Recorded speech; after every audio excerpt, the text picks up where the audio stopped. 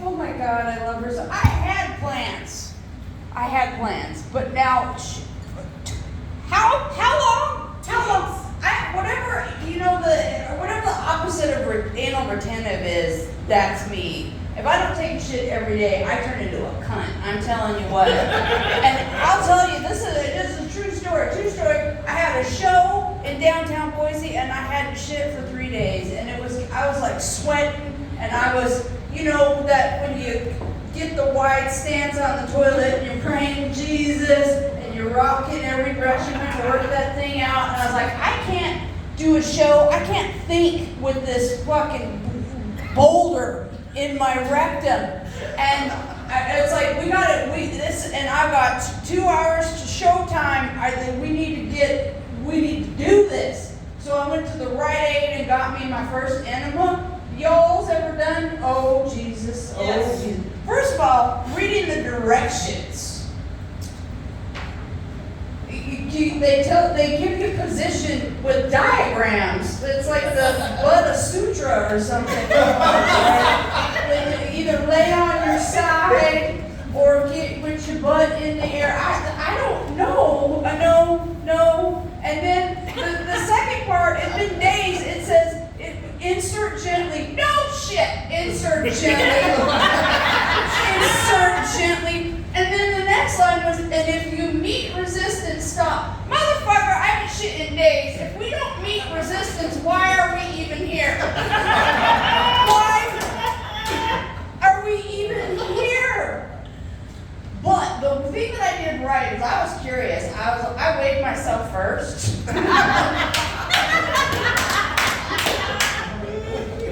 And then I did it, and it was stunning. And it was a rocket.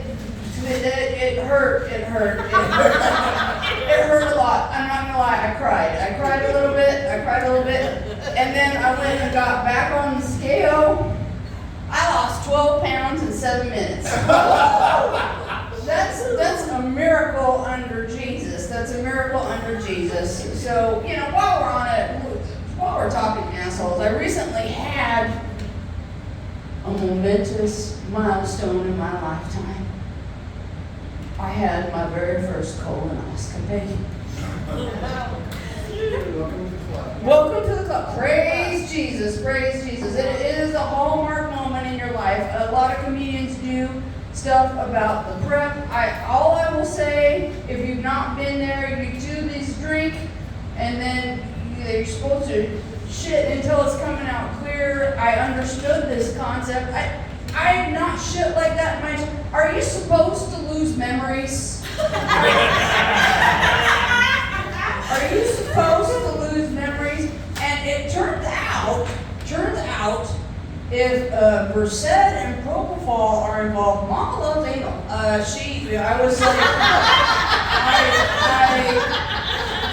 they got me all ready to go on in the little gown, and they're like, and we're going to give you some Versed to relax. And the next thing I remember is I'm dressed. Dressed, sitting, and they're like, and we have your son pulling up to the back door, and I'm like, right on.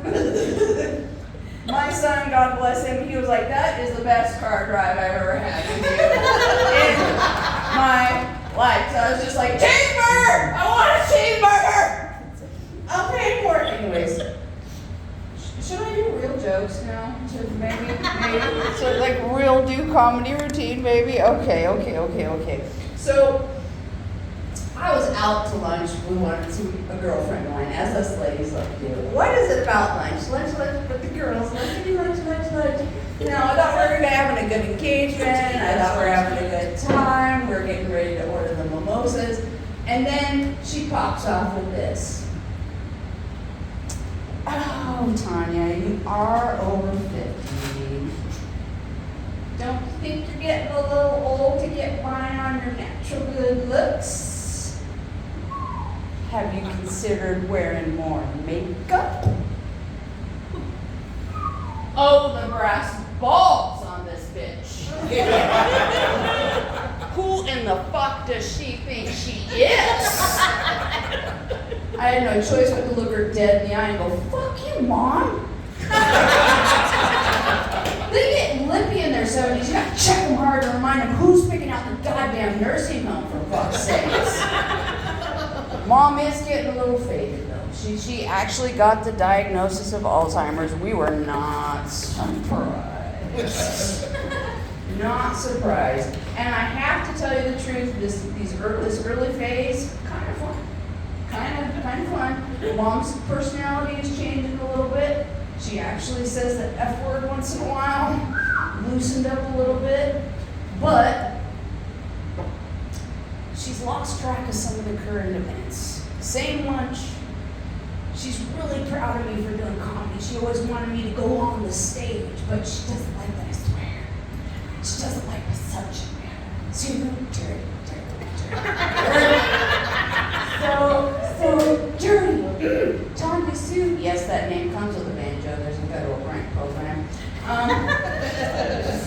She said this. She was like, Tanya, you should try to be cleaner.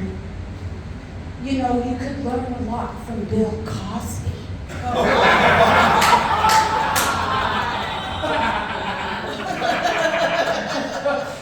The fuck?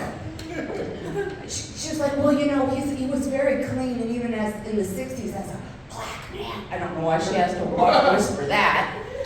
He went far being clean. He got all these movie deals and whatever, and I was like, God damn, Mom, have you paid attention to the news lately? As clean as he was on stage, he was very clean off stage, but then I remember Mom was always right. What's a bitch to do? Went to my local drug dealer, picked up some roofies, never know when she's gonna have to knock somebody out and maybe come up with some clean material. What do you think, you old permanent biscuit? What do you think? You need your left ticket punched? No. Women don't drug men for sex. We drug them to shut them the fuck up.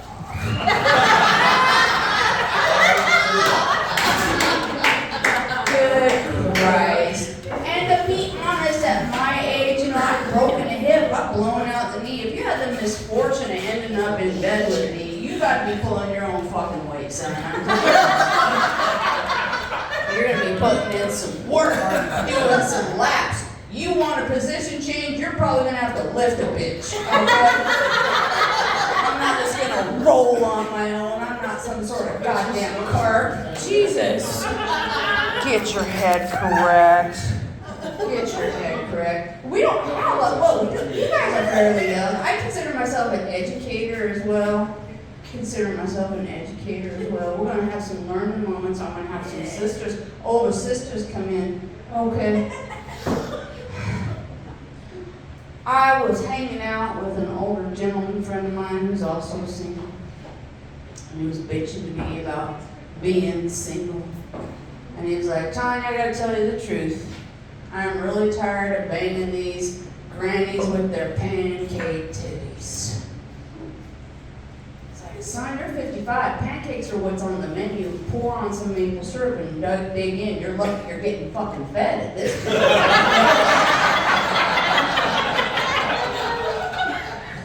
But then I spun out. It's like, God damn, I wish I had pancake titties at this point. I wish I had pancake titties at this point. To tell you the truth, at one point in my life, I weighed 310 pounds. I've breastfed children. My tits are more like a non-Newtonian fluid at this point. There's not pressure on them, they just kind of flow. Like, I have to sleep with a sports bra on it, because if I don't, I'll wake up with a titty wrap 3 times around my body. Nibble up my ass. Going, I did not consent to this. Who do you think you are? And then I have these young, sweet little things, especially when it's hot, that are like, you should go out without a bra. With tits like these, are you insane? Typically, women in my age group lose a tit to cancer. I'm going to lose one to curiosity and boredom. It's just going to wander off, start booking flights on kayak. Bitch never takes us anywhere. We never get fucked. We never get sucked. We're out. But what you need need to learn though is there's a famous comedian, Ron White, who has this bit. I love Ron White. I'm not bashing on the bit. He talks about how men love titties, which is not true because Mom was a tit man too. Anybody can love a titty. And he says, just truck any of them out, we'll be happy. Even the long ones. And I'm like, true that, even the long ones. This is where I take umbrage. He goes, when you just put them away, just roll them up.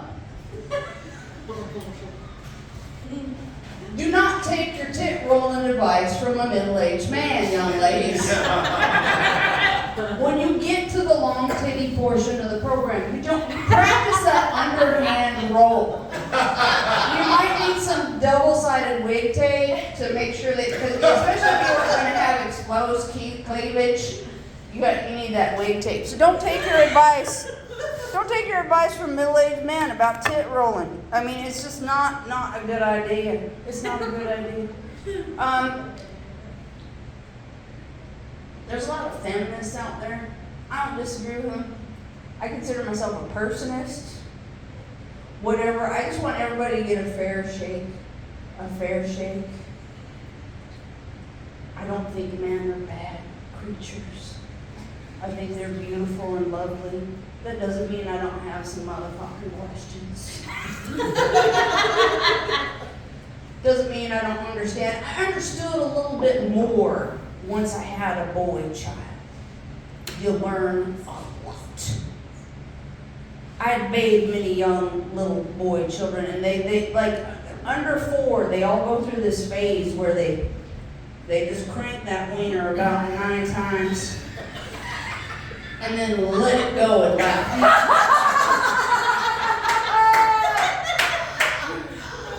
Wait, some of you laughed. I think you probably still do it. I don't have one of those. It looks painful and it looks like you can damage it. And my son was doing that. Stop.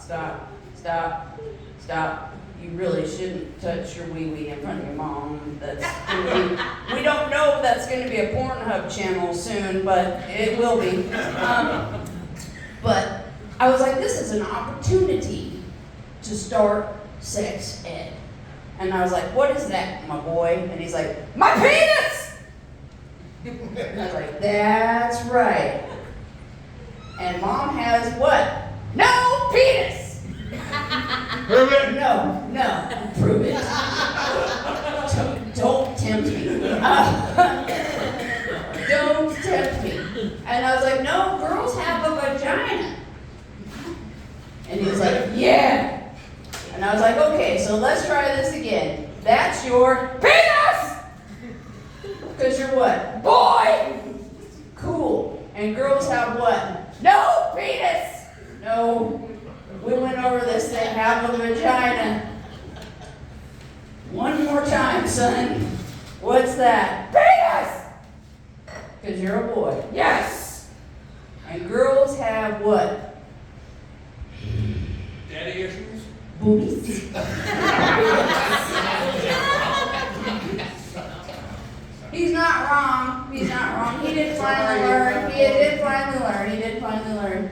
But you realize that is like the center of their universe for a long time.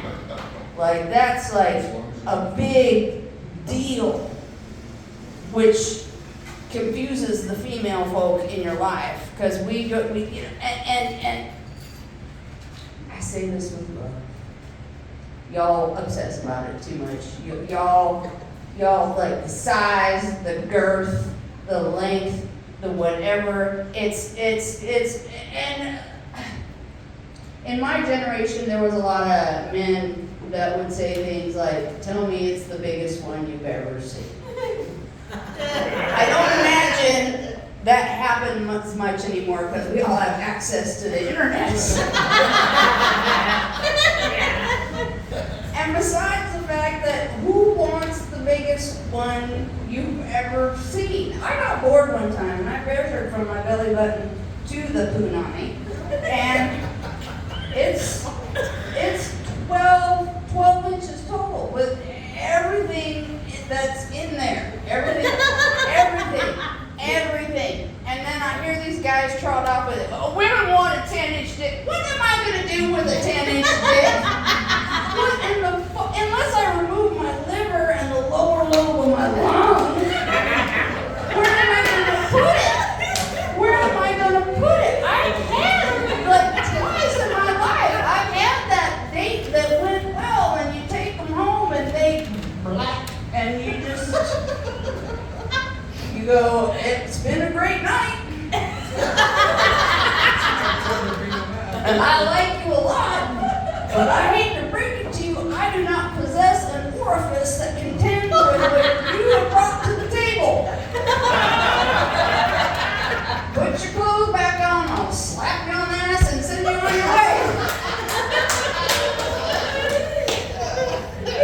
Because facts is facts. I mean, I'm kind of a dude as far as that goes. As far as sex is concerned, I have one thing. One thing. If Tanya's not coming, Tanya's not going. Period. I am very selfish.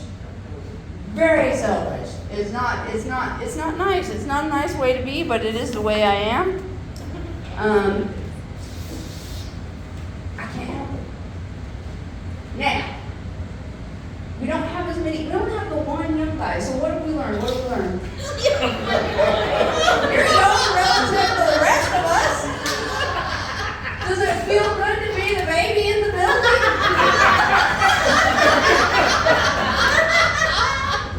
Do you need a binky child? I can swallow you. No? Alright. So, like, the gentlemen are going to jump in with me, too, on this one, too. Like, they worry about it too much. Whatever you got, if she loves you, it's enough. If she likes you, it's enough. If she thinks you're okay, I'm not going to lie, you better be at least average or bring some game, son. Right now. Better be at least average or bring some game. But the fact of the matter is, if she hates you, and more accurately, if you've done something to earn her ire, this is what's going to happen. You can have a dick so long that you have to tuck the tip in the top of your tube sock for safety. It's so thick it looks like a bodybuilder's bicep. And if you pissed her off any Friday night, she'll be out doing tequila shots with her girlfriends, just tearing you down. He never puts down the toilet seat. There's always skid marks in his underwear. 35 years old and he don't know how to wipe his ass. And on top of it all, he's got a little dick.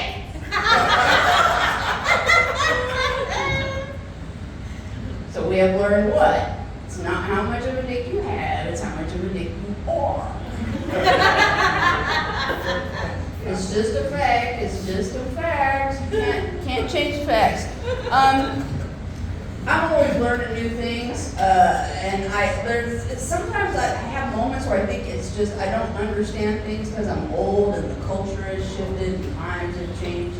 I was hanging out with some girlfriends that I hadn't seen in a while, and we're being lovely, gossipy, and one of the girls was like, "I met a guy," and of course we all went, "Ooh, tell me more." She's like, "No, it didn't go very well."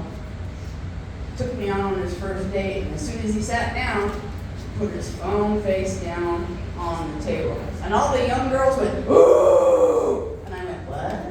I didn't understand. And they proceeded to over-explain to me. It's like, "Oh, he put it down because he doesn't want you to see his notifications. He could be married. He could be hooking up. She could be sucking his dick under the table right now." Really? I'm of an age that it's like I go out with somebody and I put my phone face down. I'm signaling, you now have my undivided attention. Let's have a conversation. So it's like, I'm just old, I don't know shit. But then I was talking to one of my younger male friends and asked his opinion of it, and he was like, "No, that's not what it is, Tanya. I think you're running with some trifling hoax." And I was like, "Hey, these are my friends. That kind of tracks." Because they're pretty slitageous. I'm not gonna lie. They go They go hard. They go hard. You've seen it, like the basketball teams that adopt a kid with cerebral palsy and give him an honorary jersey, and he's at the sidelines at all the games cheering him on, and when the team wins, the captain is like, he's a heart, soul, our team.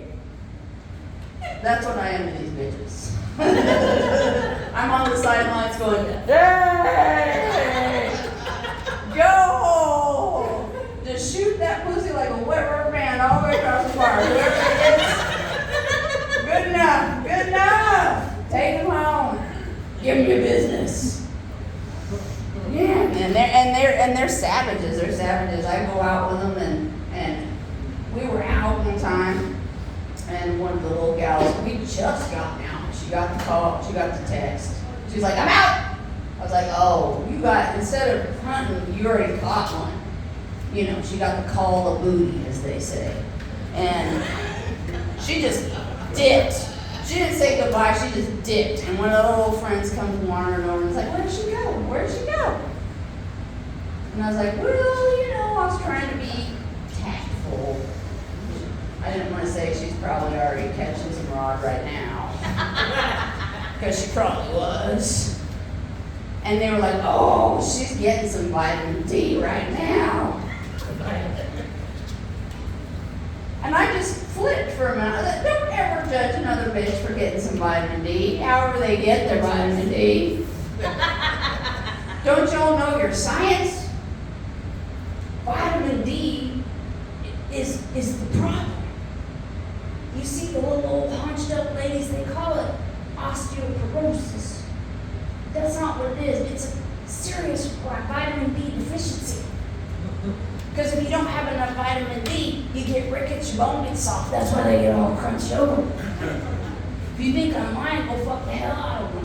See what happens? Straighten her spine, put a spring in her step, give her a new lease on life.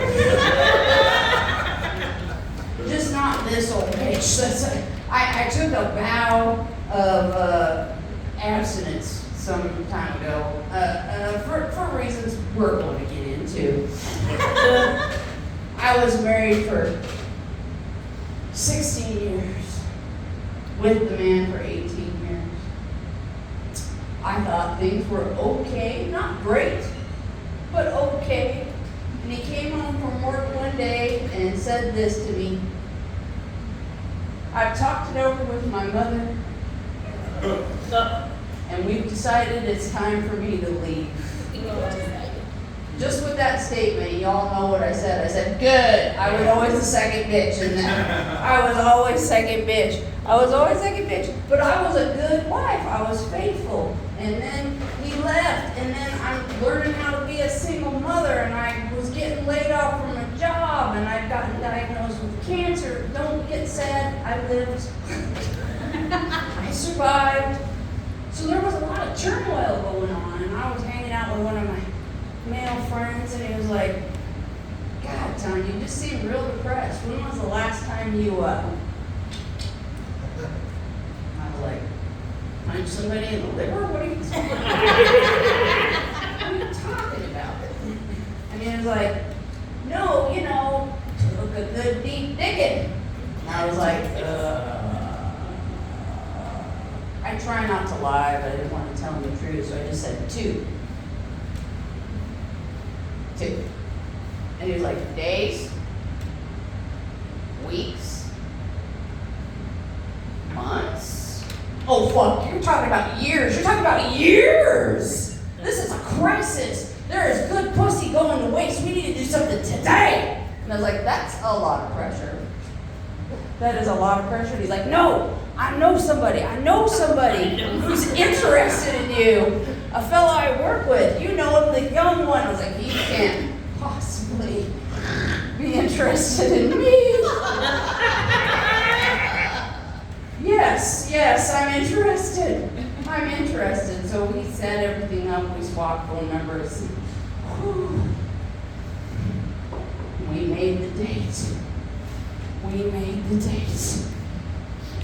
I'm not gonna lie, I was nervous. Old lady, I got dry skin. I'm getting ready I'm getting ready. I got the Rocky soundtrack going. Scrubbing up and whatever, and I get done with the shower, and it's time to put on lotion. I know I have a mission, and Vaseline intensive care does not taste good. It does not taste good at all. And I was prepared to do it all. So I was like, we need to come up with an alternative. So I go to the kitchen, and I'm like, okay, sesame oil, really expensive. No, I'm not gonna waste good sesame oil on this guy. How about butter flavored Crisco? A little spicy for a first date. A little spicy for a first date. Coconut oil. There we go. That's a winner. So I moved up, and I sat and I waited. And I waited. And he shows up. 18 years I've been with the same man. I had no game. I didn't know how to close the deal. We're just sitting there on the couch. Now what? We're talking, and I don't know what he said or I said, but you know when you play with magnets when you're a little kid and they repel for a little bit and then you flip them. That was us. Next thing I knew, we were making out just hard. And then on the floor. And now I was just like, yeah, because then I remembered this shit can be fun. It doesn't always have to be some aggressive power play. I was like, yeah, and then I was suddenly into it. And I grabbed him by the belt and towed him to the bedroom like I found him broke down by the side of the road. I was ready to go. And, you know, we're rolling around. I won't get too graphic, but, you know, and he's got this breathing in my ear that previous life experience had led me to believe meant that the proceedings were about to end, and I was not aware that they had actually started. And I was like, it's okay, he's young. He'll reset quick, it's fine. But then it got worse. It got worse. And then he said to me a phrase that was the worst phrase that I've ever heard in the bedroom in my life. And let's put this in context. I've heard in the bedroom, you look just like my sister. And I've never done this with a woman for free before. This was so nice. He said, where's my EpiPen? Oh yeah, we have a bona fide fucking medical emergency going on. It's like, it's in the glove box of my car. I was like, fuck, where's his pants? I find his pants, I crack him like a whip. Change, keys, there's the keys. I grab my robe, I throw it on, I run out the door. I neglected to tie it, praying to Jesus, none of my neighbors are looking out the door. I pop the glove box, pal around, find the EpiPen, bright orange, thank God, run back in, roll him on his side, hit him in the thigh, hit it, and I know that I have about 5 seconds before I need to call an ambulance if he doesn't start breathing. So it's like 1 Mississippi, please don't die, beautiful young man. 2 Mississippi, this is gonna look really bad, I might go to jail. 3 Mississippi, his color starts coming back. I sit him up, I go get him a glass of water, and I'm like, what the fuck? And he looks at me and he goes, what the fuck? I was like, what did we do? What happened? How? And he's like, I don't know. The only thing I'm that allergic to is coconuts. You too? Oh my God, sister. Is it your son, maybe? No, it's just like, No, I would hope not. That would be really, really, really awkward. So yeah, really, except it's not even gonna make no eye contact now. Was his name wrong? No. Oh, praise Whew, a big weight off my tits, that's for sure. A big weight off of my tits. So yeah, and my love life hasn't improved much since. And I tried post-divorce. I did the Tinder stuff, like that's I was single with a couple other girls at the same time. This valley is small. This valley is really fucking small. And we had gotten dates bailed on all at the same time. We're like, we'll meet at this bar. And the gal was like, oh, he's messaging me now. What you doing? And she shows me, and I was like, hey, I matched with him too. Another girl was like, which one? She matched with him too. Let's play a game. She was like, I'm busy with my friends, try somebody else. About 5 minutes, ping. The other girl, same dude. I'm out with my girls, try somebody else. Ping. What you doing? We all snuggled up together. Come on out, motherfucker, you're brave. Come on out. He unmatched from all three of us at the same fucking minute. Same fucking minute. And you know, so I tried the older one. What is it? It's not Tinder, it's what? Ashes of Despair. I have to tell you the truth. If a man is over 50 and single, it's probably a good goddamn reason. Good Lord, dating in your 50s when you're both 50, it's exactly like buying a jigsaw puzzle at a thrift store. I'm telling you that right now. I fucking guarantee you there's some pieces missing. And on top of it all, once you assemble the puzzle, the picture you end up with doesn't match what was on the box. I bought into a basket full of cute, cuddly kittens. And I got an emotional tornado tearing apart my personal trailer park. And then icing on the cake, they're raised on these 80s rom-coms. Y'all remember the 80s rom-coms? For some reason in the 80s, a popular theme in romantic comedies was girl says no. It means the boy should try harder. Some reason very cute in the 80s, 2024, very rape adjacent. Very rape adjacent. And I was dealing with one of these guys who was not taking no for an answer. And I was not even being shy about it. I was just saying, no, go away. And he decided to take a clever tack. And this is what passed for clever for this fella. He said, Tanya, I know you're into games. I know you're a nerd. So here's what I propose. You choose the game and we play it. If you win, I leave you alone. But if I win, we fuck. Holy shit. As a native Idahoan, I only had to think for about 5 seconds before I said, Russian roulette!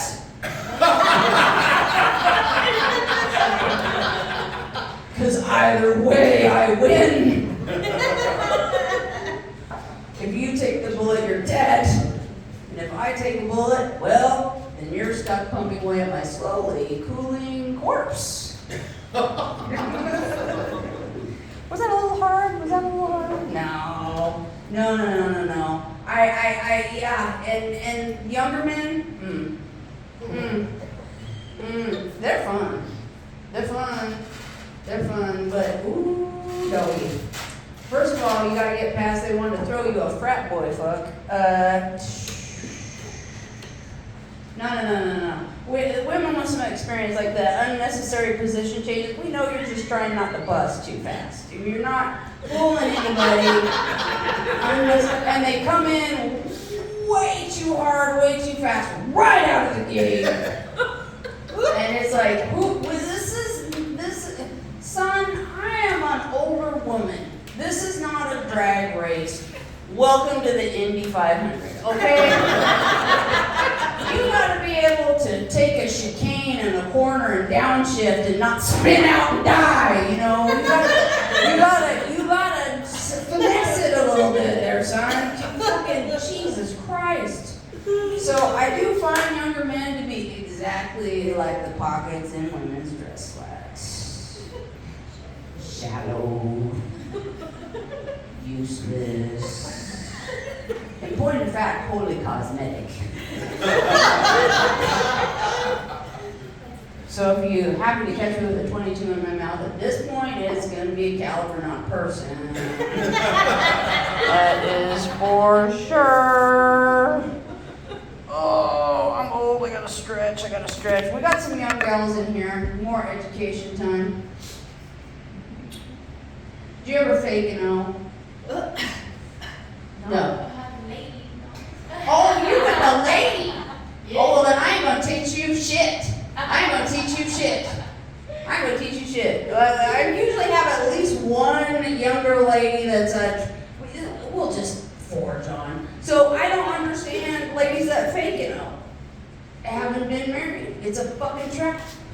It's a fucking trap. Because we've all, you're trying to, for whatever reason, speed things up. So you go, because you want him to stop doing what he's doing, basically. Fast forward 2 years, he's still bringing that out like it's a fucking treat. And then you have this problem of, he's like, when did you stop liking this? You can't, you're in a trap. You can't say, I never liked it. It's not just a today thing. You're just teaching them bad habits. That's all you're doing. You're just teaching them bad habits. You just right off the bat, you just need to, unfortunately, it's a fact. Being with a man is a lot like training a dog. You reward good behavior and you ignore bad behavior. When they do something you don't want, you just go, nope. And then when they do something you like, you go, good job! So don't fake it. Don't fake it. You're gonna get yourself in trouble. Oh my God.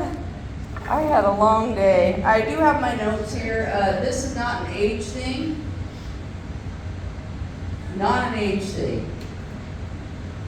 But it is. It is. Have you ever heard of TIAs, transient ischemic attacks, blood clots in your brain?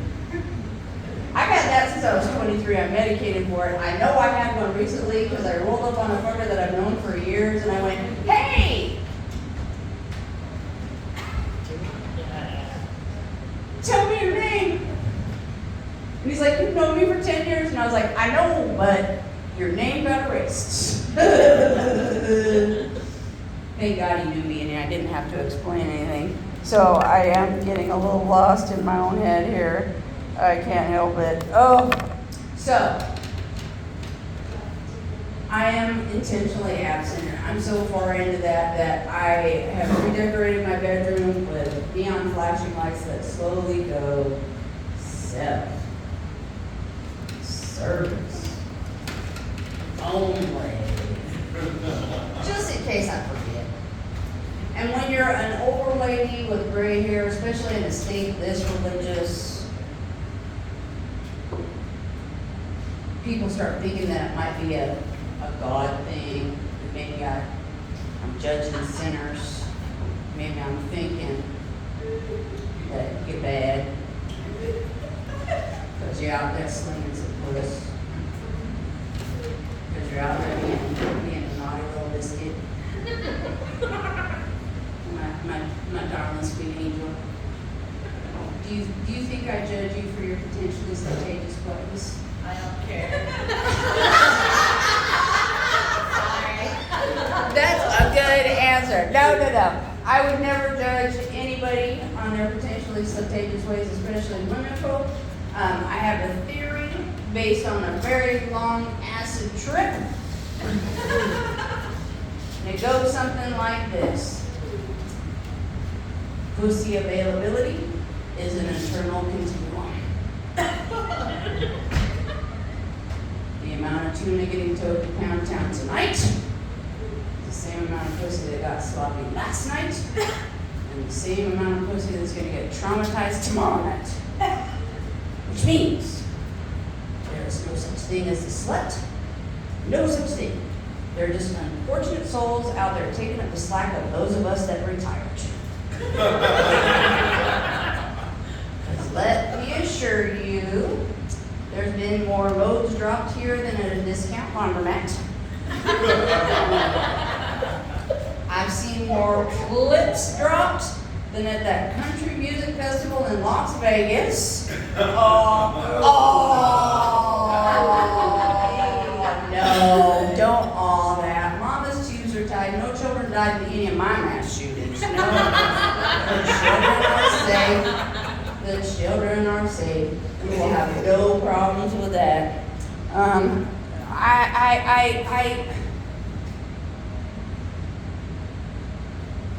My son has been wanting me to talk about him. A lot of comedians do. I usually don't, but we're going to try it out tonight. I have an autistic son. And people go, oh. No, it's been the delight of my fucking life. I'm telling you right now, he has been the best thing ever. He just kills me all the time. When I first got the diagnosis, I was traumatized, because you were like, what does this mean? Where does this go? But he's 25, does great, but he's weird. He's fucking weird. And he does weird shit. And he says weird things. And he's really, between him and my mom with Alzheimer's, I'm incessantly getting calls at 3 o'clock in the morning with dumb questions that make no sense. And my favorite thing was when he went to go apply for his very first job. He looked at me and he said, Mother, because he speaks in a very strange and stilted manner. He says, Mother, do you think I should tell them that I am autistic? I looked at him and I said, son, I have to tell you the truth. I think they're going to fucking figure it out. Really goddamn quick. And he's like, you don't think I pass? Honey, you pass we both, the 300-yard lesbians, thinking they pass for straight. No, if you got the Birkenstocks and the rainbow socks and the fucking battle mullet, you are not, son, you do not pass for regular. We don't say normal in my house, we say regular.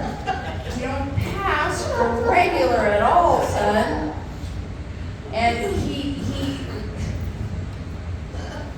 we had a moment when he was going to school, because there was a period of time, you could tell just by this conversation, he's pretty what they call high functioning, but he was actually riding the short bus to school one time, at one point in his life. And he came home from school one day and he was like, Mama, they're calling me a retarded window licker. And I had to be truthful. I said, son, you're not mentally retarded, you are socially retarded. And window licking, I don't know anything about it. Let's discover that together. I wiped off a window, cleaned it up real good, and I licked it. And I gotta tell you, those folks have it on lock, because that's like the most interesting. Go lick a window. I'm tonight, go home and lick a fucking window. It is the most interesting feeling on your tongue. Make sure you clean it first. Clean it real good. Don't use the old, like your Mima, the vinegar. That would be, you're gonna be like licking a freshly douched pussy. Don't do that. But licking it, and I was like, that's actually pretty fun. So I don't know why window licking is an insult. And then let's go to retarded. Okay, it's become an insult, but it is a scientific term. To retard is not always a negative thing. Take, for example, the fire extinguisher that Mom must have under the sink in the kitchen, because I'm that kind of cook. I was like, look at it. It says right on there, Class C flame retardant. Because that's its job. That's its purpose in life. It doesn't mean that there's something wrong with it. It's not, hi, I'm a flame retardant. And it's not this. It's what it's supposed to do. Which means now I have a 25-year-old with a twisted sense of humor, and if we're out in public and he sees a fire extinguisher, he goes, ha, Mom, flame retardant. And really acts, actually, I was like, son, please don't. Please don't do that. It's funny. Mom still thinks it's funny too, but it's bad. It's really bad because it makes me look like a bad mother. But obviously I did something right. I did something right in my life. I don't know what. So I'm tormented by men. I'm sure there's some ladies here that have some questions about that. Have you tried to go to Girl Town? Are you kidding me? I went to college in the 90s. There was a phenomenon that nobody talks about anymore. We called it GUG, gay until graduation. A lot of people gugged it up because we knew what happened when the girls got pregnant and dropped out of school. Their lives were ruined. They were living in a trailer park with somebody named Daryl. It was so we would gug it up, and I was always about the butchest straight girl around. And everybody's like, you should take a ride. And I was like, oh God. So young enough not to know the difference. And I am a tit man. I do just love me some titties. Oh, I'll set up a camp on a pair of titties. And there's different levels of gay. There's the persons of the opposite sex. Ew, never, never, never. And then there's well, maybe and then it is, and that's my level of gay. Let's face it. When they start, women have nicer hair. In general, I like the hair. The eyes, very nice. They usually have mascara, lovely to look at. And right about here, women are this area far superior than that. This area, they got better lips. There's no stubble. I mean, I got a mustache, but I wax it off on the regular. I don't shave it. I'm not sensible enough not to shave it. And then it's here, and then we get to the titties, and then we get a little bit. So my gay level is right about here because.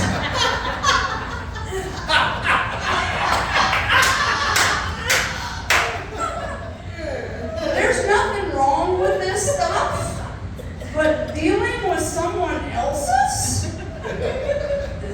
Gentlemen, let me inform you, mystery solved, we're all very different. What we want, what we like, pressure, friction, it's all very, very different, and it's a daunting task. Bless you for even trying. Bless you. Bless you. My God, that's work, son. That is work. And the learning curve is I just jumped in. It's here I am. I didn't know jack and shit. Didn't know jack and shit. My very first girlfriend was like, what about fisting? I didn't even know what she was talking about. What? I didn't even, this was before the interwebs. And I was she's like, I really like that. And I was like, that's nice. Explain further. And she instructed me, and I said, yeah. Of course. But I'm a people pleaser, so off we went. And then once I figured it out, I was like, okay, this is actually kind of fun because she just spins out. Because that's one thing. If you don't know, when you have sex with men that blart at the end, it's kind of expected. It's kind of expected. It's a foregone conclusion. And with women, not so much. And if you take the time and dedication to really spin a woman out, holy shit! I don't give a goddamn who you are. It is like you are a god for a minute. It's like you reached up, dragged lightning down from the sky and made it because it's I don't give a fuck who you are. You're like, who's the man? Who's the man? Who's the man? I am. Oh. But when you have the same bits, sometimes it comes around to, okay, now your turn. Now, this gal was in college on a volleyball scholarship. Big, athletic, big. Okay, with her hands and her feet the way they were. See, look at my little bitty hands. I was made for fisting. I was born for that job. I was born for that job. These teeny tiny CeeLo green hands just climb on up there. She a volleyball with one hand. She had hands and feet that people were always asking me, was she always a lady? Was she always a lady? And I was like, I've investigated deeply. She was always a lady. So she was like, your turn. And I said, why? She's like, just it's made to have a baby come out. Just relax. You'll like it.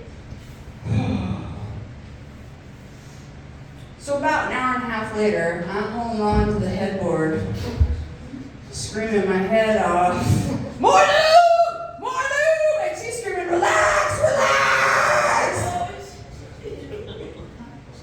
I broke up with her. And that's when I found out that I'm not a lesbian. What I am is an asshole, because she kept calling me up, asshole, and hanging up. So yeah, I've tried.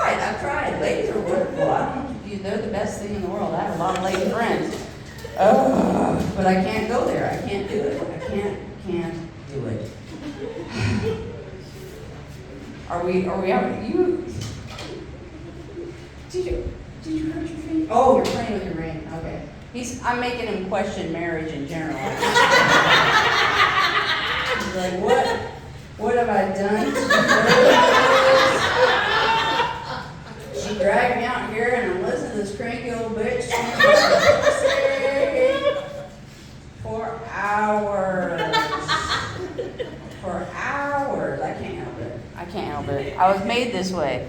Like I said, my mama was like, you were born for this stage. People ask me, when did you start doing comedy? If you ask my mama, when I was 5. We went to visit her. She worked at the credit department at Sears, downtown Boise, back when there was a Sears in downtown Boise. And had this cute little purse. And the handle was broken. And one of her coworkers asked me, little sweetheart, how did the purse handle get broken? And I looked at them and very seriously said, an alligator bit it. So, it was my fate. It was my fate to do this. So it's going to come as no surprise to most of you, I do drugs. You get a little bit older, you just add on. I do ibuprofen every day, as well as my anticoagulants and psilocybin, because I don't know if anybody in here has done antidepressants before. Woo! They're great, but those side effects. Holy crap. I was on an antidepressant. I had to go. I was having a crisis. I ain't gonna lie. And about 2 weeks in, I felt great. But I had some questions. I Googled my drug and started checking out those side effects. Fun side effect number 1, it said reduce sleep. Previously, I've been depressed. I was used to sleeping 9 to 12 hours a day. All of a sudden, I'm sleeping 4. Try to keep yourself entertained for 20 hours and not lose your mind. Especially when you have children, you have to be quiet for long periods of time. Fun side effect number 2 was reduced appetite. Like, I love to eat. I've been kicked out of an all-you-can-eat buffet no less than 3 times in my goddamn life. I am proud of those numbers, children. I'm going to tell you. I am proud of those numbers. But I couldn't get into anything. Rookie. I'll train with you, son. I'll train with you. Nothing I liked tasted good anymore. But it was the last side effect. They call it reduced libido. Reduce my ass. You cannot come to save your life. To save your life. I know I called in sick for work and dedicated an entire day to this project. Start out with the 2-finger tango, not flashy, but typically quite effective. Dun, dun, dun, dun, dun, dun, dun. Nothing, not even a tingle. Oh my God. So then I broke out my the little bitty one that most of you girls probably have one in your purse right now. You're smart. Because you never know when you're going to have to pop emergency O to lift your mood. The still nothing, nothing. So I broke out the big Husqvarna model. You know the one I got is like gag gift when I got married, gas powered. Like that thing has some fucking force. Like I've been on motorcycles and we're talking like rocking the fountain. I felt my teeth coming loose. Still nothing.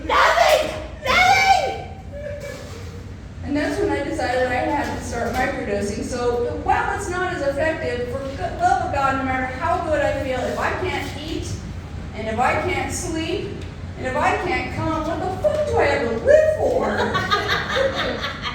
So Mama does for the hallucinogens. I think we're going to wrap this up now. You guys have been great. Before I go, thank you for coming out. You guys do realize that you have participated in something quite historic. This is the longest running comedy show in the Treasure Valley. Every fourth Friday. It is an amazing thing, and we love that they have us out here all the time. My name is Tanya Cope, and my friends have shortened that to Taco. You have a good night, my new friends.